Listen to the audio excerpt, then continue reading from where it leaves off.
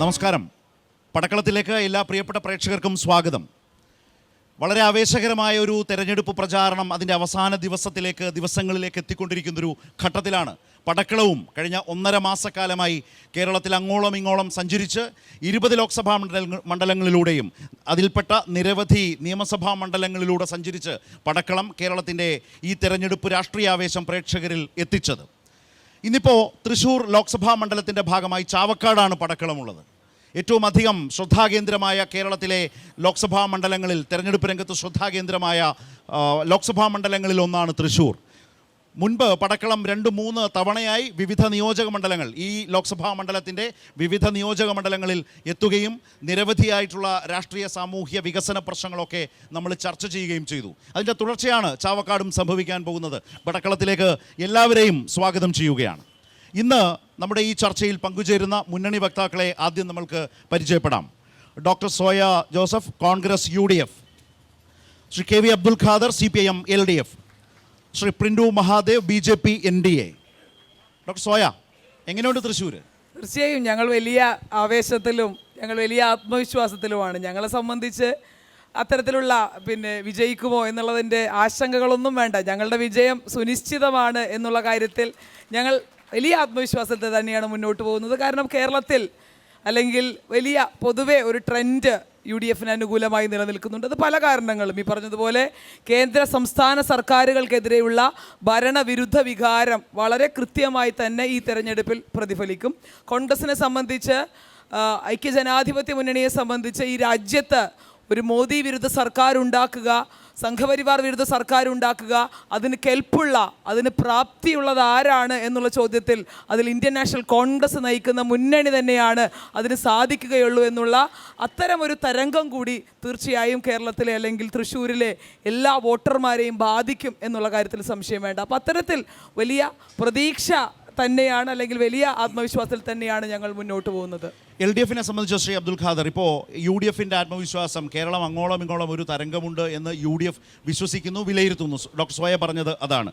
അബ്ദുൽ ഖാദറിനെ സംബന്ധിച്ച്, LDFനെ സംബന്ധിച്ച് ഇപ്പുറത്ത് BJP ഒരു ഭാഗത്ത് കേന്ദ്ര മന്ത്രിയെ വാഗ്ദാനം ചെയ്തുകൊണ്ട് BJP നിൽക്കുന്നു, മറുഭാഗത്ത് സിറ്റിംഗ് MPയെ മാറ്റി K മുരളീധരനെ ഇവിടേക്ക് കൊണ്ടുവന്ന് പ്രചരണ രംഗത്തിൻ്റെ അവസാന ഘട്ടത്തിൽ UDFും നിൽക്കുന്നു. VS സുനിൽകുമാർ ഏറ്റവും അധികം ജനപ്രിയനായ ഒരു സ്ഥാനാർത്ഥി അല്ലെങ്കിൽ ഒരു വ്യക്തിയെ തന്നെ സ്ഥാനാർത്ഥിയാക്കി നിങ്ങളും മത്സരിക്കുന്നു. UDFൻ്റെ കണക്കൂട്ടൽ, പറയാൻ പോകുന്ന BJPയുടെ പ്രതീക്ഷ എന്താണെന്നും താങ്കൾക്ക് നല്ലതുപോലെ അറിയാം. എവിടെ നിൽക്കുന്നു LDF? ഈ തെരഞ്ഞെടുപ്പിൽ UDFൻ്റെ കണക്കുകൂട്ടലുകൾ പിഴയ്ക്കും എന്ന കാര്യത്തിൽ യാതൊരു സംശയവുമില്ല. ഇടതുപക്ഷമാണ് വിജയിക്കാൻ പോകുന്നത്. സഖാവ് VS സുനിൽകുമാർ ഈ മണ്ഡലത്തിലെ ഗ്രാമാന്തരങ്ങളിൽ അദ്ദേഹം സുപരിചിതനാണ്. ഓരോ വ്യക്തിയെയും പേരെടുത്ത് അഭിസംബോധന ചെയ്യാനുള്ള ബന്ധം അദ്ദേഹത്തിനുണ്ട്. ഐക്യജനാധിപത്യ മുന്നണിയുടെ ഗുണഗണങ്ങളെക്കുറിച്ച് ഇവിടെ പറഞ്ഞു. ഈ നാട്ടിലെ ജനങ്ങൾക്ക് മുഴുവൻ അറിയാം. ഇവിടെ കോൺഗ്രസ് നേതൃത്വം നൽകുന്ന UDF BJPക്കെതിരായിട്ടുള്ള ശക്തമായ നിലപാട് ഈ സംസ്ഥാനത്ത് അവർ സ്വീകരിക്കുന്നില്ല. BJPയുടേതിൽ നിന്ന് വ്യത്യസ്തമായൊരു സ്വരം പലപ്പോഴും കേൾക്കാനില്ല. അതുകൊണ്ട് തന്നെ പുറത്ത് എന്തെല്ലാം പ്രചരണ ഘോഷങ്ങൾ നടത്തിയാലും ഈ മണ്ഡലത്തിനകത്തെ ഗ്രാമങ്ങളിൽ UDFൻ്റെ ഈ നിലപാടിനെതിരായിട്ട് രോഷം യഥാർത്ഥത്തിൽ പുകയുകയാണ് ചെയ്യുന്നത്. അതുകൊണ്ട് ഞങ്ങൾക്ക് അശേഷം സംശയമില്ല, എന്തെല്ലാം മാധ്യമ പ്രചാരവേലകൾ നടത്തിയാലും തൃശ്ശൂർ ലോക്സഭാ മണ്ഡലത്തിൽ LDF ജയിക്കും. അത് വെറുതെ പറയുന്നതല്ല. ഇപ്പം കഴിഞ്ഞ ലോക്സഭാ തെരഞ്ഞെടുപ്പിൽ ജയിച്ച ശേഷം ഇവിടെ നടന്ന നിയമസഭാ തെരഞ്ഞെടുപ്പിൽ 7 മണ്ഡലങ്ങളിലും LDFനാണ് ഭൂരിപക്ഷം ലഭിച്ചത്. അത് ചെറിയ ഭൂരിപക്ഷമായിരുന്നില്ല. ഓരോ നിയമസഭാ മണ്ഡലങ്ങളിലും ലഭിച്ച വമ്പിച്ച ഭൂരിപക്ഷം, ആ ജനപ്രീതി LDF നിലനിർത്തുകയാണ്. അതുകൊണ്ട് തന്നെ വിജയിക്കും എന്ന കാര്യത്തിൽ യാതൊരു സംശയവും ഞങ്ങളെ സംബന്ധിച്ചില്ല. ഇനി BJPയിലേക്ക്, NDA സംബന്ധിച്ച് തൃശ്ശൂരിനെ കുറിച്ച് സംസാരിക്കുമ്പോൾ സ്ഥാനാർത്ഥികളും വലിയ തോതിൽ ആളുകളുടെ മുൻപിലേക്ക് വരുന്നതാണ്. സുരേഷ് ഗോപി, അപ്പുറത്ത് സുനിൽകുമാർ, അപ്പുറത്ത് K മുരളീധരൻ. അതിൽ മാധ്യമങ്ങളിൽ പല പെരുമാറ്റം കൊണ്ടും പല അഭിപ്രായ പ്രകടനങ്ങൾ കൊണ്ടും ഏറ്റവും അധികം വൈറലായ സ്ഥാനാർത്ഥി കൂടിയാണ് സുരേഷ് ഗോപി. അദ്ദേഹം നേരത്തെ പറഞ്ഞത് ഞാനിങ്ങ് എടുക്കുക എന്ന ആത്മവിശ്വാസത്തോടെയാണ് കഴിഞ്ഞ തെരഞ്ഞെടുപ്പിൽ മത്സരിച്ച് തോറ്റുപോയത്. പക്ഷേ ഇത്തവണ ഏതോ ഒരു ചാനലിനോട് സംസാരിക്കുന്നുണ്ട്, തന്നാൽ ഞാൻ എടുക്കും എന്ന് പറഞ്ഞാൽ ആത്മവിശ്വാസം പോയി എന്നാണോ അതിൻ്റെ അർത്ഥം? രണ്ട്, അദ്ദേഹത്തിൻ്റെ പെരുമാറ്റവും പ്രതികരണങ്ങളും വലിയ തോതിൽ ചർച്ചയാകുന്നു, വിവാദമാകുന്നു എന്നത് ബി ജെ പിയെ സംബന്ധിച്ച് ഗുണമോ ദോഷമോ? ഉദാഹരണത്തിന് അദ്ദേഹം തന്നെ പറഞ്ഞതൊക്കെ ഇപ്പോൾ സമൂഹ മാധ്യമങ്ങളുണ്ട്. ഇപ്പോൾ അടുത്ത ജന്മം ഒരു ബ്രാഹ്മണനാകണം എന്ന് ആഗ്രഹിച്ച് ഈ ജന്മം കഴിയുന്ന ഒരു വ്യക്തി സ്ഥാനാർത്ഥിയായി ഏത് മനുഷ്യരോടും ജാതി മതമൊക്കെ മറന്ന് വോട്ട് ചോദിക്കേണ്ട ഒരാളുടെ മനസ്സിതാണ് എങ്കിൽ എങ്ങനെയാണ് യഥാർത്ഥത്തിൽ സമൂഹത്തിൻ്റെ അടിത്തട്ടിലുള്ള ആളുകളിലേക്ക് വരെ, മനുഷ്യരിലേക്ക് ജാതിയും മതവും ഇല്ലാതെ എത്തുക എന്ന ചോദ്യം സ്ഥാനാർത്ഥി നേരിടുന്നുണ്ട്. അപ്പോൾ ഈ സ്ഥാനാർത്ഥി വൈറലായത് ബി ജെ പിയെ സംബന്ധിച്ച് കൂടുതൽ ദോഷകരമായിട്ടുണ്ടോ? ബി ജെ പിയെ സംബന്ധിച്ചിടത്തോളം ഏറ്റവും ആത്മവിശ്വാസമുള്ള ഒരു തെരഞ്ഞെടുപ്പാണ് ഞങ്ങൾ നേരിടാൻ പോകുന്നത്. ഈ ഭാരതത്തിലെയും കേരളത്തിലെയും ചാവക്കാട്ടിലെയും ഓരോ വീട്ടിലും നരേന്ദ്രമോദി സർക്കാരിൻ്റെ വികസന നേട്ടം എത്തിയിട്ടുണ്ടെന്ന ആത്മവിശ്വാസമാണ് ഞങ്ങളുടെ വിജയപ്രതീക്ഷ. രണ്ടാമത്തെ ഫാക്ടർ നിങ്ങൾ പറഞ്ഞതുപോലെ സുരേഷ് ഗോപി എന്ന് പറയുന്ന ഫാക്ടർ, അതുതന്നെയാണ് ബി ജെ പിക്ക് ഏറ്റവും ഗുണകരമാകുന്നതും. ബി ജെ പി തൃശ്ശൂർ പാർലമെൻറ്റിനകത്ത് ജയിക്കാൻ പോകുന്നു എന്നുള്ള കാര്യം ഞങ്ങൾ വ്യക്തമായി പറയാനുള്ള കാരണം സ്ഥാനാർത്ഥി തന്നെയാണ്. 5 വർഷമായി തോറ്റെങ്കിലും ഈ മണ്ഡലത്തിനകത്ത് അദ്ദേഹം പ്രവർത്തിക്കുന്നു. തൃശ്ശൂർക്കാരൻ എന്ന രീതിയിൽ തന്നാലാവുന്ന കാര്യങ്ങളൊക്കെ അദ്ദേഹം ചെയ്യുന്നുണ്ട്. അതുകൊണ്ട് ഞങ്ങളെ സംബന്ധിച്ചിടത്തോളം സുരേഷ് ഗോപി എന്ന് പറയുന്ന ഫാക്ടർ വിവാദങ്ങൾക്കപ്പുറത്തേക്ക് ഞങ്ങളെ സംബന്ധിച്ചിടത്തോളം നേട്ടമാകാൻ പോകുന്ന ഒരു തെരഞ്ഞെടുപ്പാണ്. പിന്നെ അങ്ങ് പറഞ്ഞില്ല, നേരത്തെ പറഞ്ഞ് സുരേഷ് ഗോപി പറയുന്ന ഞങ്ങൾ അദ്ദേഹത്തെ കണക്കാക്കുന്നത് ഒരു 10% രാഷ്ട്രീയക്കാരനും 90% സത്യസന്ധനായിട്ടുള്ള ഒരു വ്യക്തി എന്ന രീതിയിൽ. രാഷ്ട്രീയക്കാർ സത്യസന്ധരല്ലെന്നാണോ? അങ്ങനെയല്ല.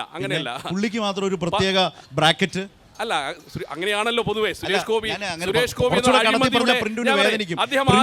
വേറൊരു തരത്തിലും സുരേഷ് ഗോപി വേറൊരു തരത്തിലും അങ്ങനെയല്ല.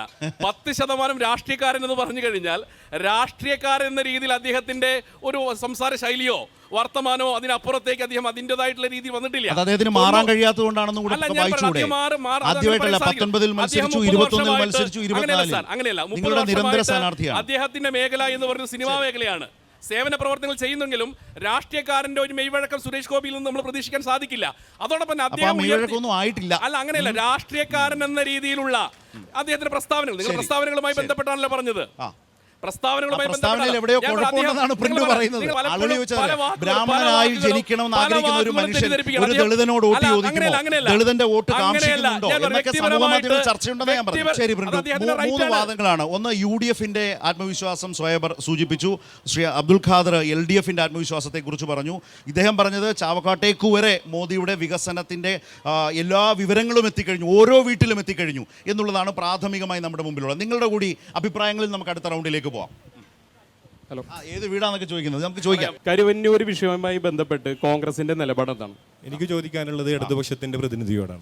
CAA പോലെ വിരുദ്ധമായ ഇന്ത്യയിലെ ഭരണഘടനക്കും മുസ്ലിം വിഭാഗത്തിനെതിരായിട്ടുള്ള ഒരു ബില്ല് പാസ്സാക്കുമ്പോൾ സ്വന്തം മുന്നണിയുടെ കൂട്ടത്തിൽ നിൽക്കുന്ന പച്ചക്കൊടി അരയിൽ തിരുകാൻ പറഞ്ഞ് ഒരു മുന്നണിയെ പോലും സംരക്ഷിക്കാൻ കഴിയാത്ത കോൺഗ്രസ് ഉള്ളപ്പോൾ നിങ്ങൾ എന്ത് ആത്മവിശ്വാസത്തോടു കൂടിയാണ് ഈ തെരഞ്ഞെടുപ്പിനെ നേരിടാൻ പോകുന്നത്? അല്ല, കോൺഗ്രസിൻ്റെ ഒരു റാലിയിൽ ലീഗിൻ്റെ കൊടി പൊക്കാൻ കഴിയുന്നില്ല എന്നുള്ളത് മുസ്ലിം ലീഗിൻ്റെ ഒരു ഗതികേടാണ് യഥാർത്ഥത്തിൽ. ആ ഗതികേട് മുസ്ലിം ലീഗിന് എങ്ങനെ സംഭവിക്കുന്നു എന്ന് പരിശോധിക്കേണ്ടത് അവരാണ്. നമ്മുടെ രാജ്യം നേരിടുന്ന പ്രശ്നങ്ങളിൽ കോൺഗ്രസ് പലപ്പോഴും മുടന്തുന്നു എന്നുള്ളതൊരു യാഥാർത്ഥ്യമാണ്. അതിന് മറ്റാരെങ്കിലും പഴിച്ചിട്ട് കാര്യമില്ല. പൗരത്വ ഭേദഗതി നിയമം സംബന്ധിച്ചുള്ള കോൺഗ്രസിൻ്റെ നിലപാട് എന്തുകൊണ്ട് പ്രകടന പത്രികയിൽ ഉൾക്കൊള്ളിച്ചില്ല എന്നുള്ള ചോദ്യത്തിന് ഇതുവരെ മറുപടി നൽകിയിട്ടില്ല.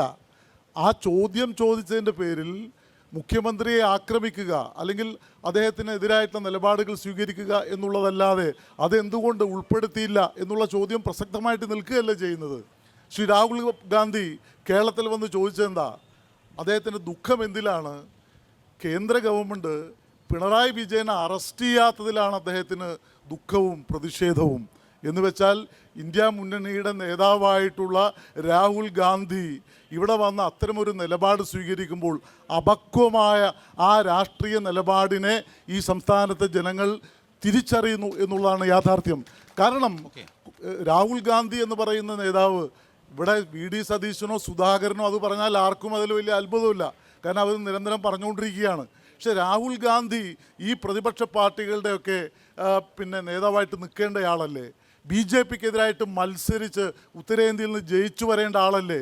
ഇവിടെ ആനി രാജക്കെതിരായിട്ട് പോരാടുകയാണ്. മതനിരപേക്ഷ രാഷ്ട്രീയത്തിൽ ഇടതുപക്ഷത്തെ സംബന്ധിച്ചിടത്തോളം വളരെ വ്യക്തമാർന്ന നിലപാടുണ്ട്. 2004 ഞങ്ങൾ ഇവിടുന്ന് കോൺഗ്രസിനെയും ലീഗിനെയും ഒക്കെ തോൽപ്പിച്ചു പോയിട്ട് അഖിലേന്ത്യാ തലത്തിൽ BJP-യെതിരെ ഗവൺമെൻറ് ഉണ്ടാക്കാൻ നിരുപാധികമായ പിന്തുണ നൽകിയ ഒരു പ്രസ്ഥാനമാണ് ഇടതുപക്ഷം.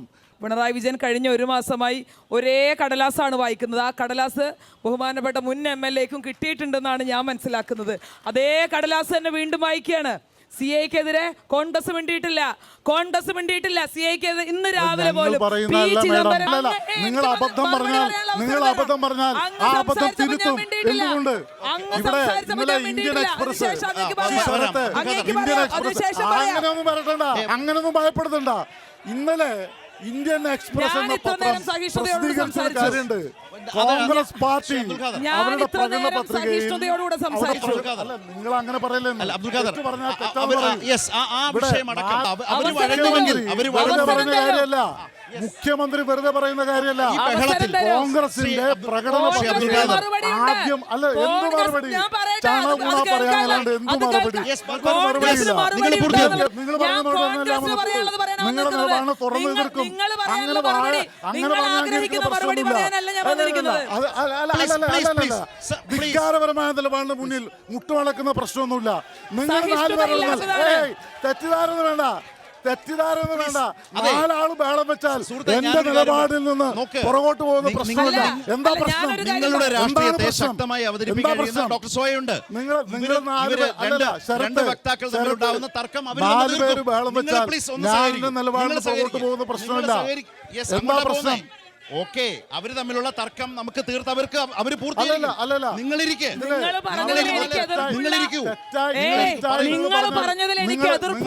തെറ്റായ കാര്യം പറഞ്ഞാൽ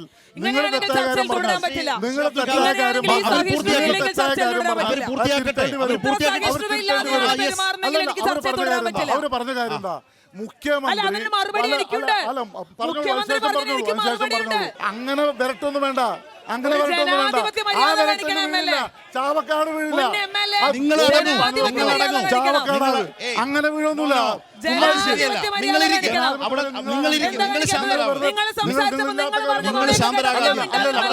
അവര് തമ്മിലുള്ള തർക്കം അവര് തമ്മിൽ പറഞ്ഞു തീർക്കും. അവര് തമ്മിൽ പറയും. നിങ്ങളൊന്ന് ദയവായി പ്ലീസ് നിങ്ങൾ ഒന്നിരിക്കെ ക്ഷമയോടെ പ്ലീസ് നമുക്ക് ക്ഷമയോടെ പരിപാടി കൊണ്ടുപോകാം. യെസ് സോയ വേഗം. എന്നിട്ട് അതിലെ തർക്കം എന്താണെന്ന് വെച്ചാൽ ശ്രീ അബ്ദുൽ ഖാദർ അതിനുശേഷം അദ്ദേഹത്തിന് സംസാരിക്കാം. ആദ്യം പറഞ്ഞൊരു വാക്കുതാണ്, മോഡിയെ പറ്റി രാഹുൽ ഗാന്ധി ഒന്നും മിണ്ടിയിട്ടില്ല. ഈ രാജ്യത്ത് അരിയാഹാരം കഴിക്കുന്ന ഈ രാജ്യത്ത് പത്രമാധ്യമങ്ങൾ ശ്രദ്ധിക്കുന്ന ആളുകൾക്ക് രാഹുൽ ഗാന്ധി നരേന്ദ്രമോദിക്കെതിരെ ഒന്നും മിണ്ടിയിട്ടില്ല എന്നുള്ള നട്ടാൽ കുരുക്കാത്ത നുണ നിങ്ങൾ ഇങ്ങനെ പറഞ്ഞു വെക്കല്ലേ? എന്നിട്ട് പിന്നെ ആരാ പറയുന്നത്? പിണറായി വിജയൻ നരേന്ദ്രമോദിക്കെതിരെ പറഞ്ഞ ഒരൊറ്റ സെന്റൻസ് കാണിച്ചു തന്നു കഴിഞ്ഞാൽ മോദി സർക്കാരിന്റെ CAA വിമർശിക്കപ്പെടുന്നതിന്റെ ഭാഗമായിട്ടാണ് രാഹുൽ വിമർശിക്കപ്പെടുന്നത്. കോൺഗ്രസ് വിമർശിച്ചിട്ടില്ലേ?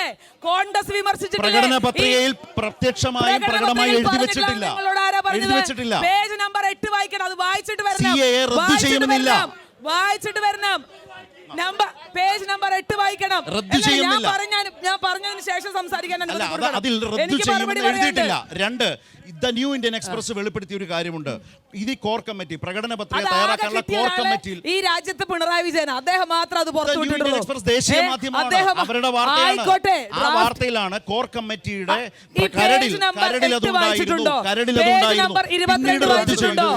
പേജ് നമ്പർ 8ഉം പേജ് നമ്പർ 22 വായിക്കണം. കൃത്യമായി ഭരണഘടനാ വിരുദ്ധമായിട്ടുള്ള റദ്ദു ചെയ്യുമെന്ന് എഴുതിയിട്ടുണ്ടോ? ഓക്കെ, ഈ രാജ്യത്ത് ഈ CAA എന്ന് പറയുന്ന നിയമം അല്ലെങ്കിൽ അത്തരത്തിലൊരു കാര്യം വന്ന് അതിന് പ്രതിഷേധം നടത്തിയതിൽ ഏറ്റവും കൂടുതൽ കേസ് എടുത്തിട്ടുള്ള ആഭ്യന്തരമന്ത്രിയുടെ പേര് പിണറായി വിജയൻ 845 കേസുകൾ എടുത്തിട്ടുണ്ട്.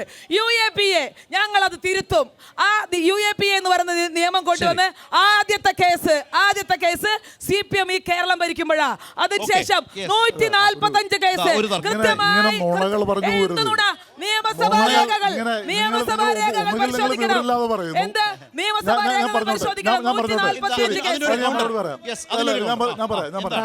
പറയട്ടെ. UAP ഇവിടെ മേഡം പറഞ്ഞു അല്ലല്ല ഇവിടെ മേഡം പറഞ്ഞു എന്താണ് ചോദ്യം? UAPA നിയമം പറയട്ടെ. അല്ലല്ല പറയട്ടെ ഞാൻ പറയാം പറയട്ടെ. UAPA നിയമം ഭേദഗതി UAPA നിയമം ഉണ്ടാക്കിയ ശേഷം പിണറായി വിജയൻ ഒരു കേസെടുത്തു. മേഡം അങ്ങ് ഒരു വിവരമില്ലാത്ത ആളോട് പറഞ്ഞ പോലെ പറയരുത്. ഞാൻ നിയമസഭാ രേഖ കാണിച്ചു തരാം. 124 UAPA കേസെടുത്തത് ശ്രീ ഉമ്മൻചാണ്ടി ഈ സംസ്ഥാനം ഭരിക്കുമ്പോഴാണ്. പിണറായി വിജയന്റെ സർക്കാർ കാലത്ത് AP അനിൽകുമാർ എന്ന് പറയുന്ന MLA ചോദിച്ച ചോദ്യത്തിന് നിയമസഭയിലെ ഉത്തരം കൊടുത്തിട്ടുള്ളത്. നിയമസഭയിൽ ഉത്തരം കൊടുത്തിട്ടുണ്ട്. 145 കേസ് 145 കേസ് കൊടുത്തിട്ടുണ്ട്.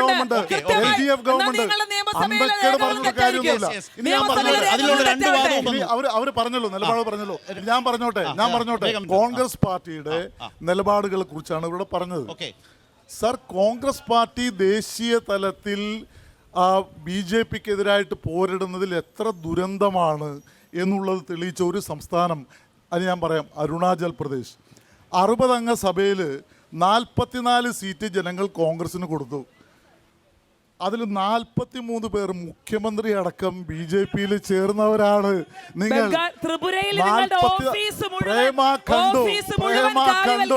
ഉൾപ്പെടെയുള്ള ആളുകൾ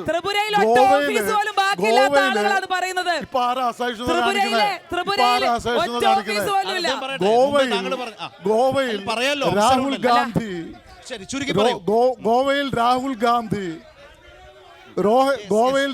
ഗാന്ധി ദൈവത്തിന്റെ മുന്നിൽ വെച്ച് സത്യപ്രതിജ്ഞ ചെയ്തു. ഗോവയിൽ 13 കോൺഗ്രസ് മുൻ മുഖ്യമന്ത്രിമാർ ഇപ്പൊ BJPയിലാണ്. നിങ്ങളാണ് BJP ആണ് പറയുന്നത്, ആ കോൺഗ്രസ് പറയുന്നത്. നിങ്ങൾക്ക് ദയനീയം എന്നല്ലാതെ എന്ത് പറയാൻ? നിങ്ങൾക്ക് എന്ത് നിലപാടുള്ളത്? കോൺഗ്രസ് പ്രതിനിധിയോട് പാർലമെന്റിൽ നിന്ന് രാഹുൽ ഗാന്ധിയെ പുറത്താക്കിയപ്പോൾ പ്രതിഷേധിച്ചത് ഈ കേരളമാണ്, LDF ആണ്. നിങ്ങളുടെ പേഴ്സണൽ അക്കൗണ്ട് മരവിപ്പിച്ചപ്പോ പ്രതിഷേധിച്ചത് CPM LDF ആണ്. CA നിയമം കൊണ്ടുവന്നപ്പോ ഇലക്ട്രൽ ബോണ്ട് അല്ല നിങ്ങളുടെ രാഹുൽ ഗാന്ധിയുടെ അളിയൻ റോബർട്ട് ഗോദേവര 100 കണക്കിന് കോടി രൂപയാണ് ഇലക്ട്രൽ ബോണ്ടിൽ സംഭാവന ചെയ്തത്. നിങ്ങളാണ് BJPയുമായിട്ട് ബന്ധം. CAക്കെതിരെ ശക്തമായിട്ട് ശക്തമായിട്ട് ഈ കേന്ദ്രത്തിന്റെ BJP സർക്കാരിനെതിരെ മുന്നണി തീപ്പന്തമായി പ്രവർത്തിക്കുന്ന പിണറായി വിജയനെ ഈഡിയെ കൊണ്ട് അറസ്റ്റ് ചെയ്യിപ്പിക്കാൻ നിങ്ങളുടെ രാഹുൽ ഗാന്ധി പറഞ്ഞതിന്റെ അർത്ഥം എന്താ? ചെറിയ വോട്ടിന് വേണ്ടിയിട്ടല്ല. ഉപ്പ് തിന്നവൻ വെള്ളം കുടിക്കണം വെള്ളം കുടിക്കാൻ പോണോ? നിങ്ങളെ രക്ഷകൻ. കേരളത്തിൽ വരുമ്പോൾ പിണറായി വിജയനെ പിടിച്ച് കോൺഗ്രസിന്റെ ഓഫീസിന് മുന്നിൽ ED ആണ് ഞങ്ങളുടെ രക്ഷകർ. അല്ല, ഞങ്ങൾക്ക് അപമാനകരം അല്ലാണ്ട് എന്ത് പറയാം? അപമാനകരം. രണ്ടു LDFന്റെയും UDFന്റെയും സാരഥികളോടാണ് ചോദിക്കാനുള്ളത്. ഇത്രയും നേരം സംസാരിച്ചത് ഒരു തെരഞ്ഞെടുപ്പില് വികസനം എന്ന് പറയുന്നത് നിങ്ങൾക്ക് ചർച്ച ചെയ്യാൻ പറ്റുന്ന നരേന്ദ്രമോദിയുടെ വികസനത്തെ പറ്റി ചർച്ച ചെയ്യണം. തീർച്ചയായും ചെയ്യണം.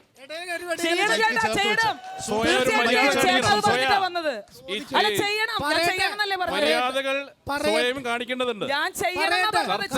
ചോദ്യങ്ങൾ കേൾക്കാനുള്ള മാനസികാവസ്ഥ ആദ്യം ഉണ്ടാവണം. എനിക്ക് ചോദിക്കാനുള്ളത്, ഈ CA ഇത്ര അപകടം പിടിച്ച കേസാണെങ്കിൽ എന്തുകൊണ്ടാണ് ഇവിടെ ഇപ്പോൾ സംസ്ഥാന ഗവൺമെന്റ് പറയുന്നത് ഞങ്ങൾ CAക്ക് എതിരാണ്, ഞങ്ങളിവിടെ അതുകൊണ്ട് തന്നെയാണ് അതിനെ ഞങ്ങളിവിടെ നടപ്പിലാക്കാൻ സമ്മതിക്കില്ല എന്നുള്ളത്?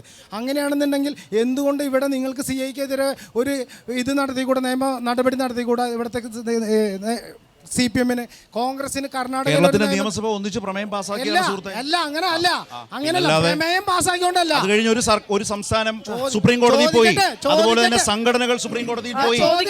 നടക്കുന്നുണ്ട്. ചോദ്യത്തിലേക്ക് പോയെങ്കിൽ ചോദ്യത്തിലേക്ക് ചോദ്യം പൂർത്തീകരിക്കട്ടെ. അതായത് കേന്ദ്രം ഒരു നിയമം നടപ്പിലാക്കി കഴിഞ്ഞാൽ അത് ഈ സംസ്ഥാന ഗവൺമെന്റുകൾക്ക് ചോദ്യം ചെയ്യാൻ പറ്റില്ല എന്നുള്ളത് ഇവിടുത്തെ സാധാരണ ഗവൺമെന്റുകൾക്ക് അറിയാം, സാധാരണക്കാരന് അറിയാവുന്ന കാര്യമാണ്. അതിൽ നിങ്ങളുടെ നിലപാട് എന്താണ്? അതൊന്നും പറഞ്ഞു തന്നാൽ തിരക്കില്ല. വികസനത്തെ പറ്റി ഈ ചർച്ചയിൽ നിങ്ങൾക്ക് എന്തെങ്കിലും പറയാനുണ്ടെങ്കിൽ അതും പറഞ്ഞു. വികസനമല്ല സംസാരിച്ചത്. അല്ല, ഇപ്പൊ ഇലക്ട്രൽ ബോണ്ടിനെ പറ്റി ചേട്ടൻ സംസാരിച്ചു. ഞങ്ങൾ വാങ്ങിയിട്ടില്ല. എന്തിനാ നിങ്ങൾ വാങ്ങുന്നത്? നിങ്ങൾ എന്തിനാ വാങ്ങണേ? കരുവന്നൂരിന്റെ കോടികൾ തൃശ്ശൂരിലെ CPM-ന്റെ അക്കൗണ്ടിലുണ്ട്. കരുവന്നൂരിലെ കോടികളുണ്ട്. മകളുടെ മാസപ്പടിയുണ്ട്. പിണറായി വിജയന്റെ സ്വർണ്ണ കള്ളക്കടത്തുണ്ട്. ഇതൊക്കെ ഉണ്ട്. അതൊന്നുമല്ല.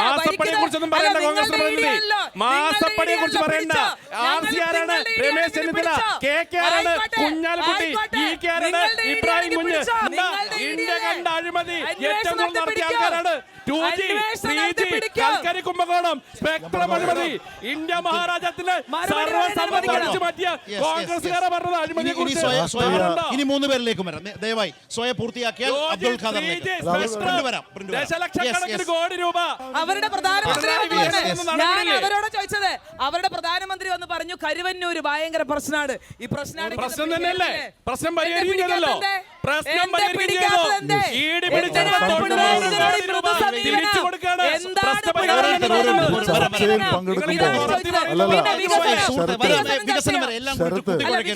കരുവന്നൂർ പറഞ്ഞു, ഈ സംസ്ഥാനത്ത് കരുവന്നൂർ സഹകരണ ബാങ്കിൽ ക്രമക്കേട് ഉണ്ടായിട്ടുണ്ട്, ഇല്ലാന്ന് ആരും പറഞ്ഞിട്ടില്ല.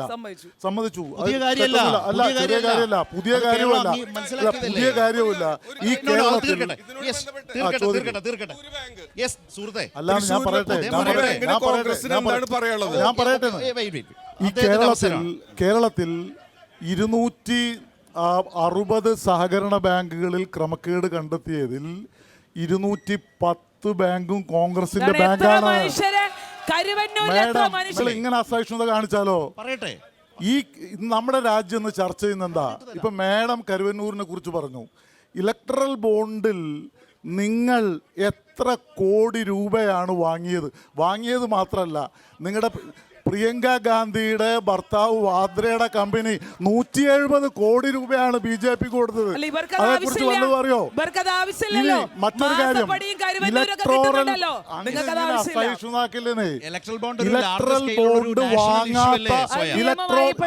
ഇലക്ട്രൽ ബോണ്ട് വാങ്ങാത്ത ഈ രാജ്യത്തെ ഏക രാഷ്ട്രീയ ശക്തി ഇടതുപക്ഷമാണ്. ഒരു സംശയ കാര്യത്തിലില്ല. നിങ്ങൾ രണ്ടും അക്കാര്യത്തിൽ പങ്കുപറ്റുകാരാണ്. അഴിമതിയുടെ കറപുരളാത്ത ഒരു കോൺഗ്രസ് ഗവൺമെന്റും ഇല്ല. ചുമ്മാ പറയല്ലേ. തെറ്റായിട്ടുള്ള കാര്യം പറയല്ലേ. ബോണ്ടുമായി ബന്ധപ്പെട്ട് 1000 കോടി രൂപയാണ്. കേരളത്തിൽ തിരിച്ചു കൊടുത്തു. ദേശാഭിമാനി തിരിച്ചു കൊടുത്തു.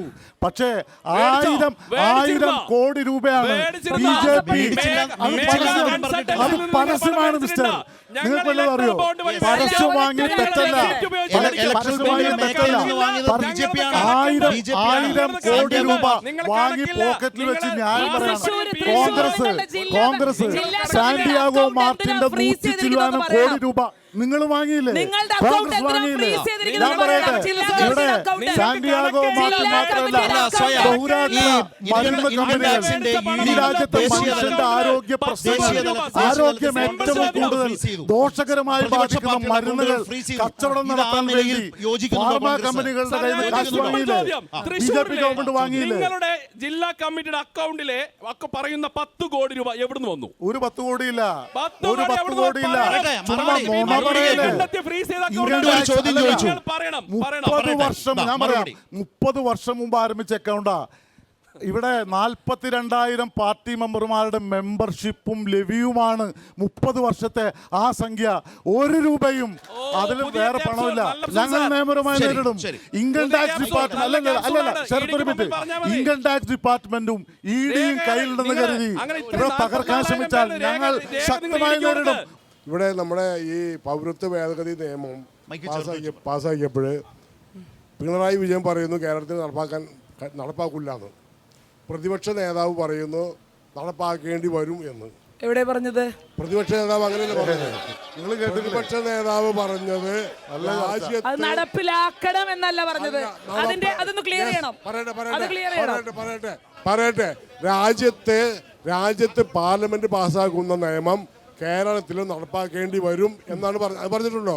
ഉണ്ടോ? അത് അങ്ങനെ അത്തരത്തിൽ പറഞ്ഞിട്ടുണ്ട്. അല്ലാതെ അത് നടപ്പിലാക്കണം എന്നല്ല പറഞ്ഞത്, അത് നടപ്പിലാക്കേണ്ടി വരും. നടപ്പിലാക്കാതിരിക്കാൻ കഴിയില്ല. സംസ്ഥാനത്തിന് നടപ്പിലാക്കാതിരിക്കാൻ കഴിയില്ല. അങ്ങനെയല്ല, നടപ്പാക്കേണ്ടി വരും എന്ന് പ്രതിപക്ഷം പറയുന്നു. അപ്പൊ UDF ഭരിക്കുകയാണെങ്കിൽ ആ പൗരത്വ ഭേദഗതി നിയമം കേരളത്തിൽ നടപ്പാക്കും എന്ന് തന്നെയല്ലേ? അല്ല, അതിന് സമാധാനം പറയും. നിങ്ങൾ ഈ ഇലക്ട്രൽ ബോണ്ടുമായി ബന്ധപ്പെട്ട വിഷയം ഇത്രയും കാലം നമ്മൾ മൂടി വയ്ക്കാൻ ഒരുപാട് ശ്രമിച്ചു. പല ഘട്ടങ്ങളിലും അത് പുറത്തു കൊണ്ടുവരാതിരിക്കാൻ വേണ്ടി SBI ശ്രമിച്ചു. അത് ഗവൺമെന്റ് ഇടപെട്ടുകൊണ്ട് തരാതിരിക്കാൻ ശ്രമിച്ചു. പിന്നീട് സുപ്രീം കോടതി ഇടപെട്ട് അത് വളരെ വ്യക്തമായി രേഖ പുറത്തു വന്നതിന് ശേഷം ഈ എല്ലാ കണക്കുകളും കൃത്യമായി പുറത്തു വന്നപ്പോൾ 8,000 ചില്ലാൻ കോടി രൂപ BJPയും 1,700 ചില്ലാൻ കോടി രൂപ കോൺഗ്രസും കൈപ്പറ്റി.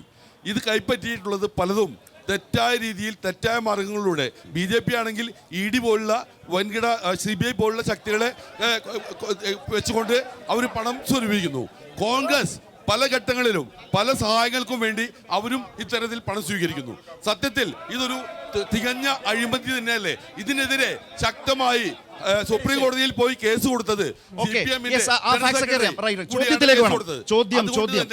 ഇത്തരം സമീപനം എടുക്കുമ്പോൾ നിങ്ങൾ രണ്ടുപേരും തമ്മിൽ വ്യത്യസ്തമായ എന്തെങ്കിലും നിലപാടുകളുണ്ടോ ഇത്തരം കാര്യങ്ങളിൽ, നയപരമായ കാര്യങ്ങളിൽ, സാമ്പത്തിക കാര്യങ്ങളിൽ? രണ്ട് വിഷയങ്ങൾ. ഒന്ന് പൗരത്വത്തിന്റെ കാര്യത്തിലുള്ള UDFന്റെ നിലപാട്, ഒരു സംസ്ഥാനം നടപ്പാക്കുന്നതുമായി ബന്ധപ്പെട്ട ഒരു ഇരട്ടത്താപ്പോ വൈരുദ്ധ്യമോ ഉണ്ടെന്നുള്ള ഒരു പ്രശ്നം. രണ്ട്, ഇലക്ട്രൽ ബോണ്ടിൽ കോൺഗ്രസ് നേരിടുന്ന വിമർശനം ഒന്നാണ് സ്വയം. എന്താന്ന് വെച്ചാൽ നിങ്ങൾ അധികാരത്തിലൊന്നുമില്ല, പക്ഷേ ഇലക്ട്രൽ ബോണ്ട് ഒരു അഴിമതിപ്പണമാണെന്ന് മനസ്സിലാക്കാനും അത് ആദ്യം മുതൽ വേണ്ട എന്ന് വെക്കാനോ തയ്യാറായില്ല. സുപ്രീം കോടതി റദ്ദ് ചെയ്തപ്പോൾ മാത്രമാണ് ഇത് മോദിയുടെ അഴിമതിയാണെന്ന് രാഹുൽ പറഞ്ഞത്. CPM പോലുള്ള പാർട്ടികൾ, കമ്മ്യൂണിസ്റ്റ് പാർട്ടികൾ തുടക്കം മുതലേ മോദിയുടെ അഴിമതിയാണിത്, അതുകൊണ്ട് ഇത് ഞങ്ങൾക്ക് വേണ്ട എന്ന് പറഞ്ഞു ഫൈറ്റ് ചെയ്തു, കോടതിയിൽ പോയി. കോൺഗ്രസ് ആ ഫൈറ്റിനൊപ്പം നിന്നില്ല എന്ന് മാത്രമല്ല, പോരുന്നത് പോരട്ടെ എന്ന നിലയിൽ 1000-ൽ പരം കോടി വാങ്ങിച്ചു. ഇത് അഴിമതിയാണെന്ന് തുടക്കത്തിൽ ചൂണ്ടിക്കാട്ടി എതിർത്ത് വിഡ്രോ ചെയ്ത് നിൽക്കാൻ കോൺഗ്രസ് കഴിഞ്ഞില്ല. ഇതാണ് കോൺഗ്രസിന് കാര്യത്തിലുള്ള വിമർശനം. 2 പോയിന്റ്. CAയുമായി ബന്ധപ്പെട്ട കാര്യം പറഞ്ഞു. അത് VD സതീശൻ പറഞ്ഞത് പിണറായി വിജയൻ പറയട്ടെ. പിണറായി വിജയൻ കേരളം ഭരിക്കുകയാണെങ്കിലും ഇത് നടപ്പിലാക്കേണ്ടി വരും എന്നുള്ളതാണ് വാസ്തവം. അത് നിയമവശാണ് പറയുന്നത്. ഞാൻ പറഞ്ഞത് ഇവിടെ വേറൊന്നുമല്ല. പിന്നെ ആർക്കാണ് ഇരട്ടത്താപ്പ് എന്നുള്ളത് വളരെ കൃത്യമാണ്. സഭയ്ക്കകത്ത് പാസ്സാക്കും, എന്ത് ഞങ്ങൾ നടപ്പിലാക്കൂല. 845 കേസെടുത്തത് ആരാ? പിണറായി വിജയൻ അല്ലേ? ഞാൻ ഫൈൻ അടച്ചിട്ടുണ്ട്. 845 കേസുകൾ എന്നിട്ട് അകത്ത് പറയുന്നുണ്ട് ഞങ്ങൾ ചെയ്യില്ല. അടുത്തത് ഇലക്ട്രൽ ബോണ്ട് നിയമപരമായി ഈ രാജ്യത്ത് സാധുതയുണ്ടായിരുന്ന കാലത്താണ് അത് കോൺഗ്രസ് വാങ്ങിയിട്ടുള്ളത്. പൊളിറ്റിക്കലി പൊസിഷൻ ചെയ്യാൻ കഴിഞ്ഞില്ല എന്നാണ്. ഇത് മോദി സൃഷ്ടിക്കാൻ പോകുന്ന അഴിമതി സാധ്യതയുള്ള കാലത്താണ് ഞങ്ങൾ വാങ്ങിച്ചിട്ടുള്ളത്. അല്ലാതെ വാങ്ങിച്ചിട്ടില്ല. അങ്ങനെ ഒരു രാഷ്ട്രീയം കാണാൻ കഴിഞ്ഞില്ല എന്നാണ്.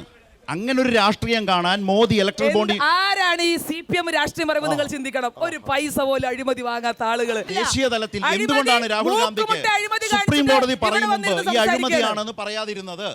സുപ്രീം കോടതി കണ്ടെത്തിയപ്പോഴാണ് നിങ്ങൾക്ക് അഴിമതി മനസ്സിലായത്.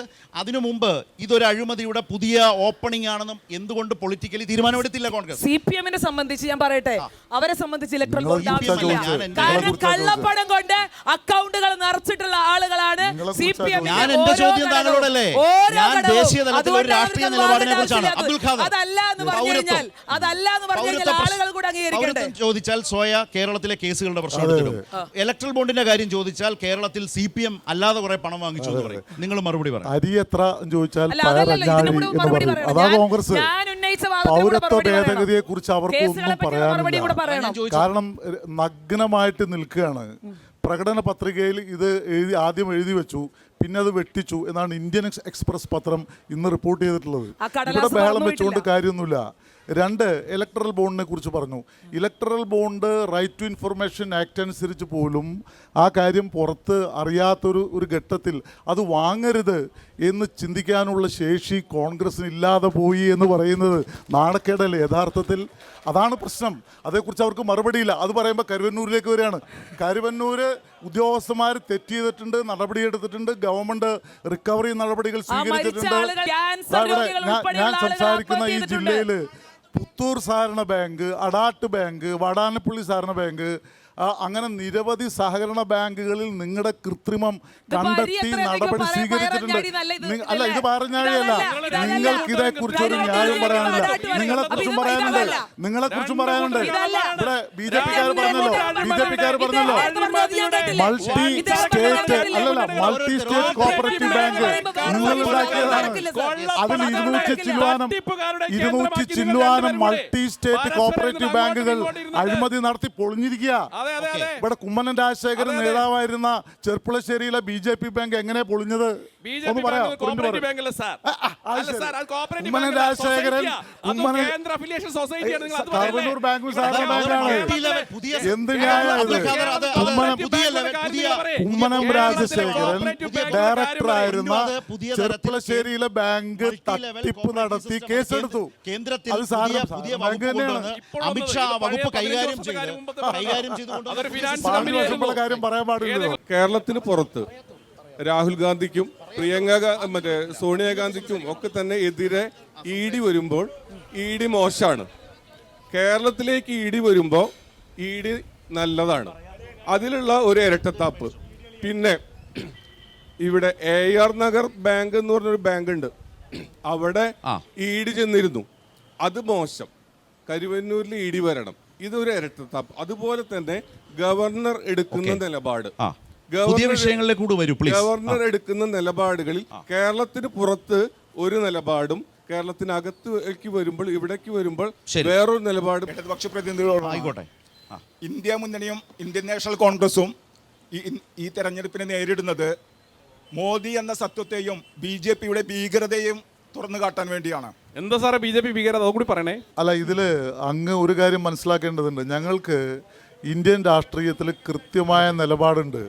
നിങ്ങള് ബാബറി മസ്ജിദിന്റെ ഇഷ്യൂവില് എടുത്തെടുത്ത നിലപാടുകൾ ഈ രാജ്യം മുഴുവൻ കണ്ടിട്ടുള്ളതാണ്. ബി.ജെ.പിക്കെതിരായിട്ടുള്ള ഒരു ശക്തമായ നിലപാട് സ്വീകരിച്ചില്ല എന്ന് മാത്രമല്ല, നിങ്ങളുടെ പ്രധാനമന്ത്രി ആ ബാബറി മസ്ജിദ് തകർക്കുമ്പോൾ കണ്ണടച്ചിരുന്നു. നിങ്ങൾക്ക് എന്ത് ന്യായീകരണം അതേക്കുറിച്ച് പറയാനുള്ളത്? ഇന്ത്യ മുന്നണി ഈ രാജ്യത്ത് അനിവാര്യമായ ഒരു കാര്യമാണ് എന്ന് ഞങ്ങൾ വിശ്വസിക്കുന്നു. പക്ഷേ ഇന്ത്യ മുന്നണിയുടെ നേതാവായിട്ടുള്ള ഒരാൾ ഇവിടെ കേരളത്തിൽ വന്നിട്ട് ആ ഇന്ത്യ മുന്നണിക്ക് വേണ്ടി പ്രവർത്തിക്കുന്ന CPIM-ന്റെ പോളിറ്റ് ബ്യൂറോ അംഗത്തെ എന്തുകൊണ്ട്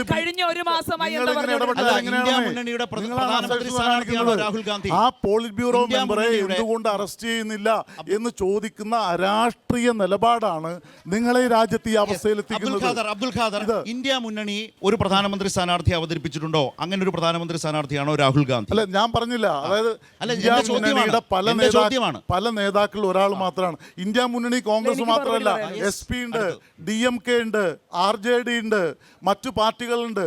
കോൺഗ്രസ് മാത്രമൊന്നല്ല, CPM ഇല്ലേ? സീതാറാം യെച്ചൂരിയെ വിളിക്കാത്ത ഏതെങ്കിലും മീറ്റിംഗ് ഉണ്ടോ മിസ്റ്റർ ഇന്ത്യ യോഗത്തിൽ? എല്ലാ യോഗത്തിലും ഉണ്ട്. കമ്മ്യൂണിസ്റ്റ് പാർട്ടി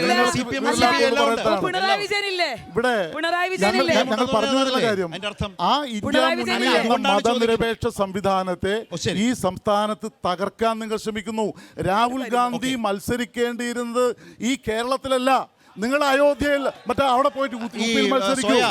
നിങ്ങൾ ബി.ജെ.പിക്കെതിരായി ധൈര്യമില്ലല്ലോ നിങ്ങൾക്ക്. ലോക്സഭാ തെരഞ്ഞെടുപ്പ് മത്സരിക്കുന്നില്ല, ഒരൊറ്റ ദിവസമാണ് രാഹുൽ ഗാന്ധി പ്രചാരണത്തിന് പോയത്. ഒരൊറ്റ ദിവസം ടൈംസ് ഓഫ് ഇന്ത്യ റിപ്പോർട്ട് ചെയ്തതാണ്. ദേശീയ രാഷ്ട്രീയത്തിൽ ഉത്തരേന്ത്യയിൽ രാഹുൽ ഗാന്ധി കൂടുതൽ കോൺസെൻട്രേറ്റ് ചെയ്യേണ്ട ഉത്തർപ്രദേശ് അടക്കമുള്ളിടത്ത് ഒറ്റ ദിവസമാണ് പോയത്.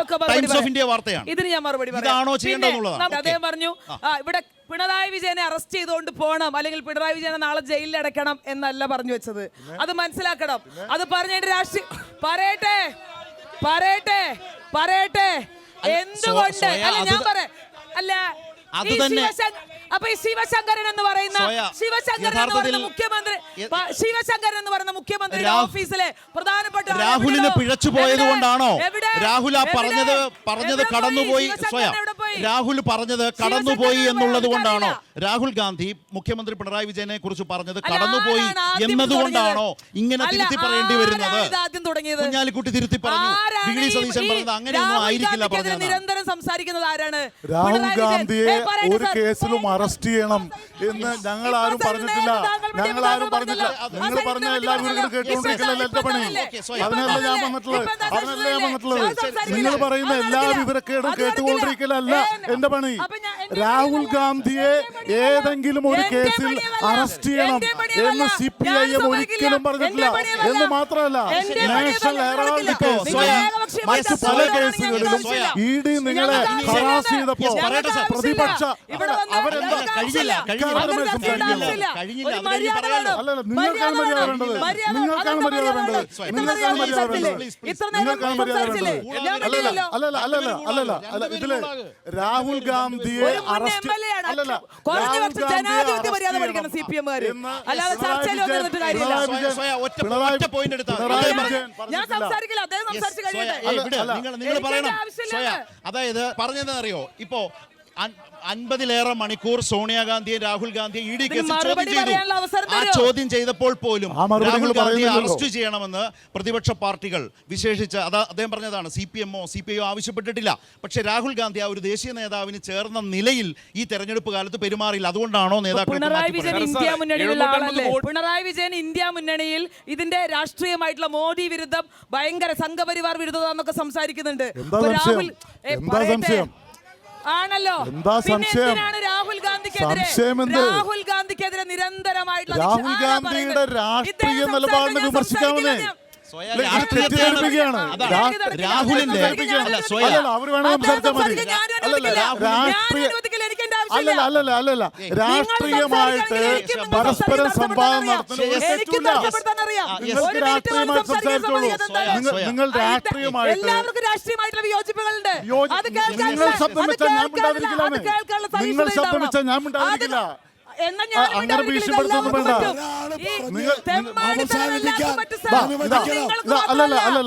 അല്ലല്ല തെമ്മാടിത്തരം എന്ന ഭാഷ നിങ്ങൾ ഉപയോഗിച്ചാൽ തെമ്മാടിത്തരം എന്ന ഭാഷ നിങ്ങൾ ഉപയോഗിച്ചാൽ അതൊന്നും ഇവിടെ നടപ്പില്ല.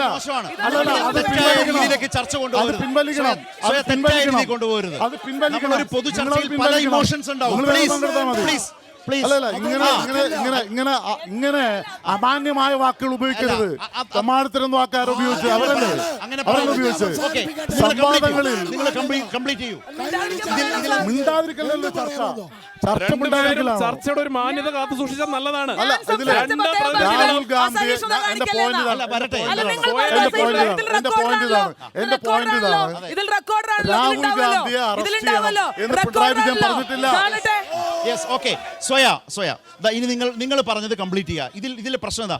CAA വിമർശിക്കുന്നു, മോദിയുടെ ആ നയത്തെ വിമർശിക്കുന്നു. ആ നയത്തെ വിമർശിക്കുന്നതിലും പ്രകടന പത്രികകൾ ഉൾപ്പെടുത്തുന്നതിലും രാഹുൽ ഗാന്ധിയും കോൺഗ്രസും ദുർബലമാണ് എന്നുള്ള വിമർശനമല്ലേ മുഖ്യമന്ത്രി പറയുന്നത്? ഉത്തരം മുട്ടുമ്പോ കൊഞ്ഞനും കുത്തത്തെ കാര്യം പറയൂ. നിങ്ങൾ കാര്യം പറയൂ. തീർച്ചയായിട്ടും അല്ല, ഈ ശിവശങ്കരൻ എന്ന് പറയുന്ന പിണറായി വിജയന്റെ ഓഫീസ് കൈകാര്യം ചെയ്യുന്ന ആൾ എവിടെയാ? ഇപ്പോഴും അവിടെ നിൽക്കുന്നേ.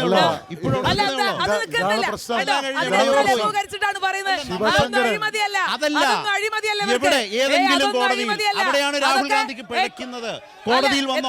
മുഖ്യമന്ത്രി ഹുക്ക് ചെയ്തോ? ഇല്ലല്ലോ. ഇതൊന്നും അഴിമതിയല്ല. ഏത് കോടതിയിൽ? വസ്തുതാപരമായി ഡോക്ടർ സ്വയെ പോലുള്ള ഒരു സംസാരിക്കുമ്പോൾ അതിലെവിടെയാണ് മുഖ്യമന്ത്രി? ഏത് മന്ത്രിമാർ? കുന്നംകുളം MLA ഏത് കേസ്? 40 ലക്ഷം രൂപയുടെ അക്കൗണ്ട് എന്തിനു ഫ്രീസ് ചെയ്തു? പിൻവലിച്ചു സാർ. അതുകൂടി പിൻവലിച്ചു. അതൊക്കെ പിൻവലിച്ചു. കോടതി അടക്കം അനുവദിച്ചില്ലെങ്കിൽ എനിക്ക് പറയാനില്ല. ഞാൻ പറഞ്ഞത് വസ്തുതകൾ പെശകരുത്. ദേശീയ രാഷ്ട്രീയത്തിലെ കോൺഗ്രസിന്റെ റോള് ദുർബലപ്പെടുന്നു. ഇതിനുണ്ടോ മറുപടി? കോൺഗ്രസിന് ഒരു ദുർബലതയില്ല. കോൺഗ്രസ് വളരെ കൃത്യമായി തന്നെ ഇന്ത്യ മുന്നണി രൂപീകരിച്ചുകൊണ്ട് രാഹുൽ ഗാന്ധി ഇത്ര കുറ്റം പറയുന്ന ആളുകളെ എന്തിനാണ് വന്ന് ഞങ്ങളുടെ രാഹുൽ ഗാന്ധിയുടെ കൈവക്കാൻ നിൽക്കുന്നത്? ഞങ്ങളുടെ രാഹുൽ ഗാന്ധിയുടെ പടം വെച്ച് BJP ദേശീയ തലത്തിൽ നിങ്ങൾക്കെതിരെ ഒരു മുന്നണിയുണ്ട്.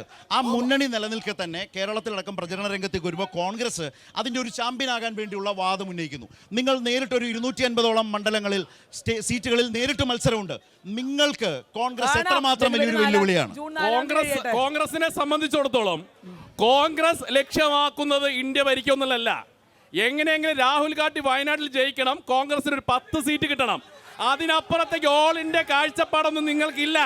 അങ്ങനെയാണെങ്കിൽ നിങ്ങൾ രാഹുൽ ഗാന്ധി ഉത്തരേന്ത്യയിൽ എവിടെയെങ്കിലും മത്സരിക്ക്. നിങ്ങൾ അങ്ങനെ പറയല്ലേ? ലീഗിന്റെ വന്നിട്ട് നാണവും മാനവും ഇല്ലാതെ ഇന്ത്യ ഭരിക്കുമെന്ന് പറയാൻ നിങ്ങൾക്ക് എന്ത് അവകാശമാണുള്ളത്? ലീഗിന്റെ ശക്തി കേന്ദ്രം, ലീഗിന്റെ അത് ശക്തി ജൂൺ കേന്ദ്രം 4 അവിടെ കഴിയുമ്പോൾ തന്നെയാണ്. കാണാം. നിങ്ങൾ അങ്ങനെ തിരുവനന്തപുരത്ത് മത്സരിക്ക്, തൃശ്ശൂർ മത്സരിക്ക്, ചാലക്കുടി മത്സരിക്ക്, തൃശ്ശൂർ മത്സരിച്ചൂടെ? പിണറായി വിജയൻ നാളെ ഇന്ത്യ മുന്നണി അധികാരത്തിൽ വന്നാൽ അദ്ദേഹത്തിന്റെ വോട്ട് അല്ലെങ്കിൽ അദ്ദേഹത്തിന്റെ പാർട്ടിയുടെ വോട്ട് വേണ്ട എന്ന് പറഞ്ഞ ധൈര്യം ഉണ്ടോ നിങ്ങൾക്ക്? ശരി, ശ്രീ അബ്ദുൽ ധൈര്യം ഖാദർ, ഉണ്ടോ? ശ്രീ അബ്ദുൽ ഖാദർ, ഇതിൽ UDF ഇങ്ങനെ നമ്മള് സിമ്പിളാണ്. Yes, മുന്നണിയുടെ പച്ച ബലൂണാണോ? അത് പ്രശ്നമുണ്ടോ?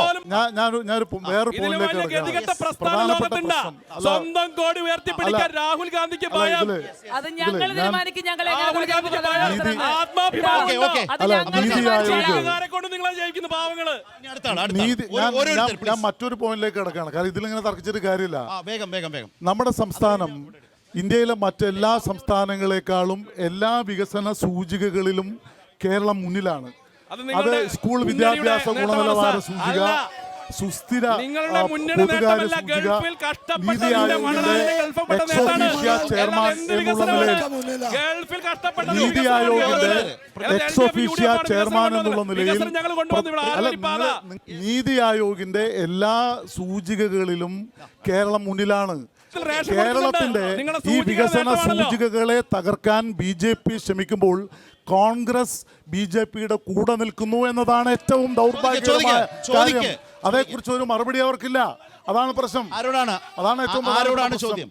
ബിജെപിയുടെ സഹോദരനാണ് ചോദിക്കുന്നത്. താങ്കൾ നേരത്തെ പറഞ്ഞല്ലോ നരേന്ദ്രമോദിയുടെ ഒരുപാട് സേവനങ്ങൾ ചാവക്കാട് ഒരുപാട് വീടുകൾ എത്തിച്ചെന്ന്. ഒരു വീടിന്റെ അഡ്രസ് പറയാൻ പറ്റുമോ? അഡ്രസ് ആണ് ചേച്ചിയുടെ വീട്. ചേച്ചിക്ക് സൗജന്യമായിട്ട് കോവിഡ് വാക്സിൻ കിട്ടിയോ? കിട്ടിയോ? കിട്ടിയോ? അതൊന്നും ഒരു ഔദാര്യമൊന്നുമല്ല കേട്ടോ. അങ്ങനൊന്നും പറയരുത്. ഓ, കഷ്ടം. അത് മോശമാണ്. മോശമാണ്. കോവിഡ് വാക്സിൻ സൗജന്യമായി നൽകില്ല എന്ന് പറഞ്ഞ പ്രധാനമന്ത്രിയാണ് നരേന്ദ്രമോദി. കോവിഡ് വാക്സിൻ ആണ് കേന്ദ്രം കാശുണ്ടാക്കിയാലും സൗജന്യമായി നൽകുമെന്ന് പ്രഖ്യാപിച്ച ഏക സംസ്ഥാനം കേരളമാണ്. നിങ്ങൾ വെറുതെ പറഞ്ഞ കാര്യമുണ്ടോ? 5 ലക്ഷം രൂപ വരെ പറയൂ. സൗജന്യമായിട്ട് കിട്ടും ഇൻഷുറൻസ്. അത് മോദിയുടെ പദ്ധതിയാണ്. ഈ ചേച്ചിക്ക് വീടില്ലാതെ ചേച്ചി അപേക്ഷിക്കാൻ എന്റെ കുറ്റമാണോ? മോദിയുടെ വികസനം എനിക്ക് വേണ്ട. ഞാൻ സ്ത്രീ സുരക്ഷയ്ക്ക് മറുപടി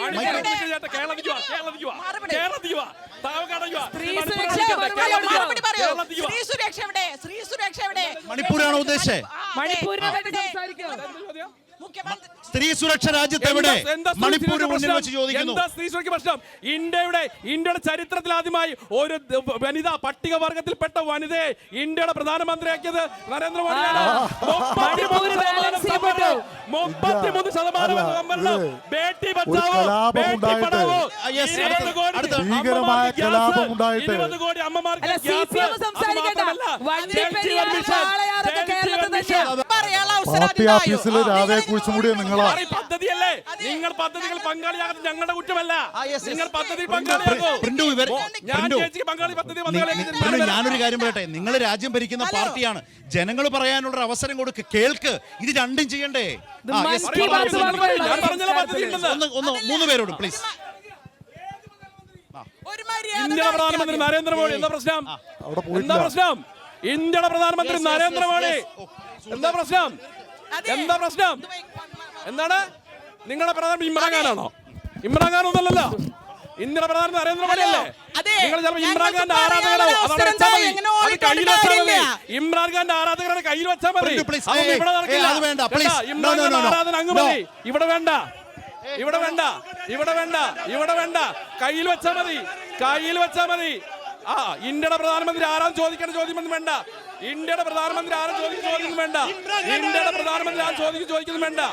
ഇന്ത്യയുടെ പ്രധാനമന്ത്രി നരേന്ദ്രമോദി തന്നെയാണ്. ഒരു സംശയം വേണ്ട. ഒരു സംശയം വേണ്ട. ഒരു സംശയം വേണ്ട. പ്രകോപനപരമായി പറയരുത്. രാഷ്ട്രീയമല്ലേ നമ്മൾ സംസാരിക്കുന്നത്. തിരിച്ച് നിങ്ങൾ വേറെ തരം പ്രയോഗങ്ങൾ നടത്തരുത്. അത് പറയാൻ പാടില്ലല്ലേ സാർ? ഇന്ത്യയുടെ പ്രധാനമന്ത്രിയെ ചോദ്യം ചെയ്യണോ? ഇന്ത്യയുടെ പ്രധാനമന്ത്രിയെ ചോദ്യം ചെയ്യണോ? ഇന്ത്യയുടെ പ്രധാനമന്ത്രി ചോദ്യം ചെയ്യാൻ അനുവദിക്കില്ല. സുഹൃത്തെ, നിങ്ങൾ നിങ്ങളുടെ വിയോജിപ്പ് പറഞ്ഞല്ലോ. നിങ്ങൾ നിങ്ങളുടെ വിയോജിപ്പ് പറഞ്ഞല്ലോ. ഇന്ത്യയുടെ പ്രധാനമന്ത്രിയെ പറഞ്ഞാൽ ഞാൻ അദ്ദേഹത്തിന്റെ പ്രധാനമന്ത്രി കൂടിയാണല്ലോ. അദ്ദേഹത്തിന്റെ പ്രധാനമന്ത്രി കൂടിയാണ്. എല്ലാവരുടെ പ്രധാനമന്ത്രിയാണ്. എല്ലാവരുടെ പ്രധാനമന്ത്രിയാണ്. എല്ലാവരും പ്രധാനമന്ത്രിയാണ്. BJPയുടെ പ്രതിനിധി ഇവിടെ നിന്നുകൊണ്ട് ചാവക്കാട് വരുന്ന ഭൂരിപക്ഷം ന്യൂനപക്ഷം വരുന്ന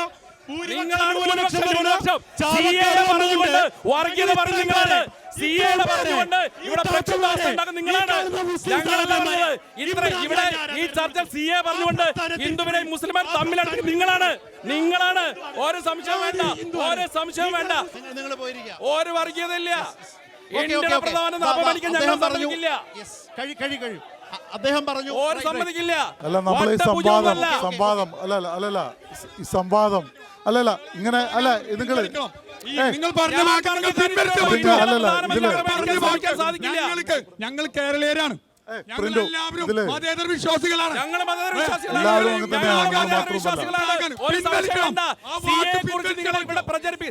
ഇതിൽ നമ്മൾ ഈ ചർച്ചകള് അല്ല ഞാൻ ഇങ്ങനെ ഒരു ചർച്ചയിലേക്ക് പോയാൽ അത് മോശമാണ്. നമ്മള് പ്രധാനമന്ത്രിയെ കുറിച്ച് ഉന്നയിക്കപ്പെട്ട നമ്മൾ ഉന്നയിക്കപ്പെട്ട പ്രശ്നം ഏത് പ്രധാനമന്ത്രി ചോദിക്കുമ്പോൾ ഞങ്ങൾ പറയാം. ഇവിടെ ഉന്നയിക്കപ്പെട്ട പ്രശ്നം സ്ത്രീ സുരക്ഷയുമായി ബന്ധപ്പെട്ട പ്രശ്നമായിരുന്നു. സ്ത്രീ സുരക്ഷയുമായി ബന്ധപ്പെട്ട പ്രശ്നം ഉന്നയിച്ച ഘട്ടത്തിൽ പ്രധാനപ്പെട്ട ഒരു കാര്യം ഉയർന്നു വന്നു. ഇന്ത്യയുടെ പ്രധാനമന്ത്രി ഇതുവരെ മണിപ്പൂർ സന്ദർശിച്ചില്ലല്ലോ എന്ന്. ആ കാര്യത്തെ കുറിച്ചാണ് അങ്ങ് മറുപടി പറയേണ്ടത്. ഇന്ത്യയുടെ പ്രധാനമന്ത്രി മണിപ്പൂരെ സംബന്ധിച്ച് കൃത്യമായിട്ട് പാർലമെന്റിനകത്ത് പറഞ്ഞല്ലോ. അവിടെ പോയില്ല.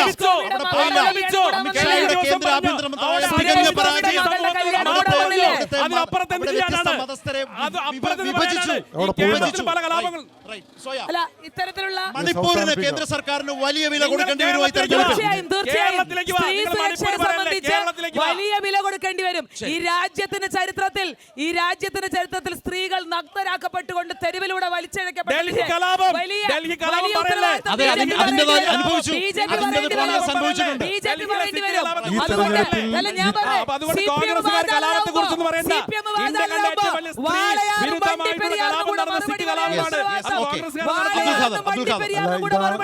കോൺഗ്രസ് പ്രതിനിധിയുടെ ഏറ്റവും വലിയ കുഴപ്പം.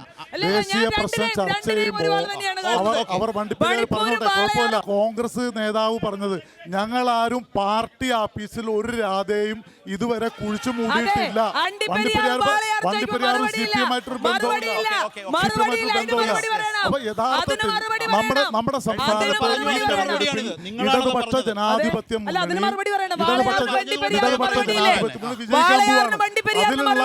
അതിലുള്ള അസഹിഷ്ണുതയാണ് അവർക്ക്. രാഷ്ട്രീയത്തിന് മറുപടിയില്ല. ശരി, ജനങ്ങൾക്ക് മുമ്പിൽ രാഷ്ട്രീയ പ്രശ്നങ്ങൾ വളരെ വ്യക്തമാണ്.